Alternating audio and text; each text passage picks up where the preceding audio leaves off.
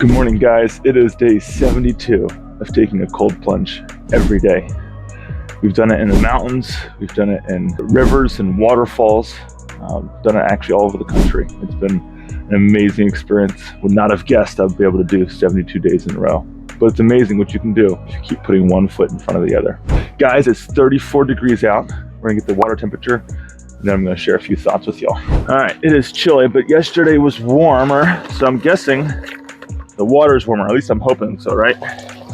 We shall see. All right, we are reading. Oh, this is gonna be chilly. Right at 40 degrees. Guys, let's go make it a great day.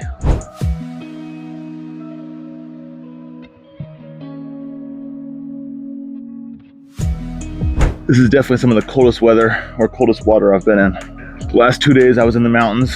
One of the days was a little bit warmer. Yesterday was, I think, 43. This is 40, and you can definitely feel it. It is chilly. It's funny, I have a love-hate relationship with this cold water. Each morning, as we get into further and further into spring, I'm continuing to hope for cold mornings so I can have a cold plunge. But this one's cold, guys. I'm not gonna lie. This one is quite chilly. I want to talk briefly this morning about a growth mindset. That's something I've been reflecting on, and actually something I'm going to be giving a speech on Tuesday, tomorrow. And there are 3 aspects of a growth mindset that I'm going to give a speech on, but I want to share one of them today. And as you reflect on what a growth mindset is, I think we've probably all heard this. Carol Dweck had a book called Mindset that was excellent. She talks about West Pointers as one of her examples. Fantastic book, would highly recommend it. But one of the aspects, as I reflect on what it means to have a growth mindset, is something that's relatively new. I don't think I knew about it 10 years ago. And I think it's becoming more and more essential. This may be one of the most important things that I can continue to grow in, and I think that others around me can continue to grow in. And so here is one of the principles or aspects of a growth mindset. And it's a perception or your view on feedback. Now, I think as kids, we're all preconditioned and developed to think that, hey, for example, if we're in school, we get a grade of an A, that's better than getting a B. And maybe on its face, sure.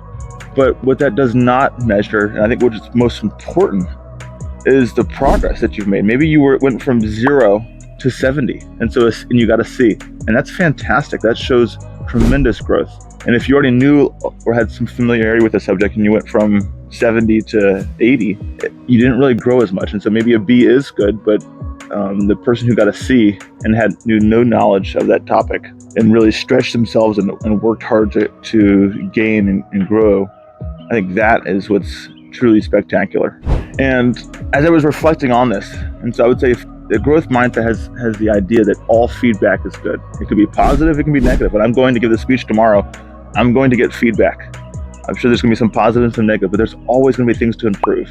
And I think a growth mindset begins with the idea that, hey, I'm going to deliver this speech tomorrow. And I'm not necessarily looking for good feedback. I'm not looking for good or bad. It's just feedback, because each week we're growing. That's the idea. And so I'm going to get more feedback tomorrow.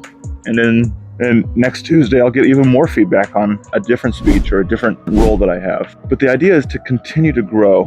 And if I go tomorrow and I just get slammed with a bunch of this, hey, you can work on this was not that great, you need to tighten this up, then if my worldview or if my mindset is based on only getting positive feedback, then of course I'm going to be demoralized. But if I'm focused on, hey, how can I continue to grow? What can I get in terms of feedback that's going to be helpful for me, good or bad? Again, I think a growth mindset doesn't see good or bad. They just see feedback. And I think that is one of the key tenets of having a growth mindset. It's just feedback with a posture to grow each and every week. And I think it allows us to receive criticism, allows us to receive all types of feedback with an open mind, open hand, saying, hey, what can I take from this? I hear what you're saying. How can I apply that if it's relevant? And keep moving so that the next week, next day, I can be even better.